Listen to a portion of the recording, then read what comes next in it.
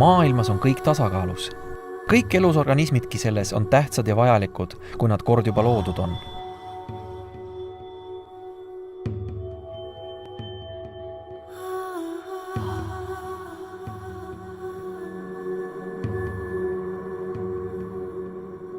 Tehnoloogilisest protsessist haaratud inimene aga kaugeneb loodusest üha enam. Iga päev õpetatakse meid oma elus keemiat kasutama. Antibiootikumid, sünteetilised toitained, kodukeemia.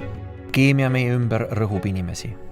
Lapsed haigestuvad sagedamini, täiskasvanuid vaevab pidev stress.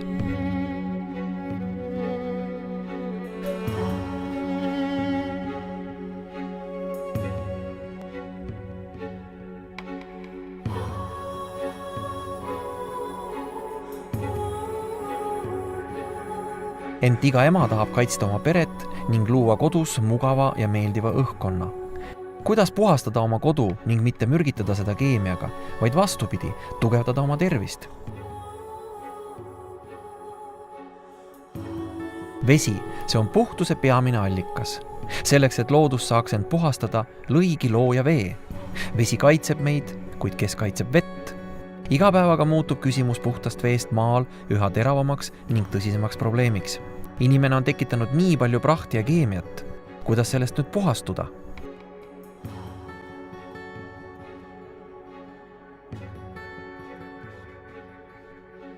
Traditsioonilised puhastusvahendid töötavad põhimõttel tapke baktereid.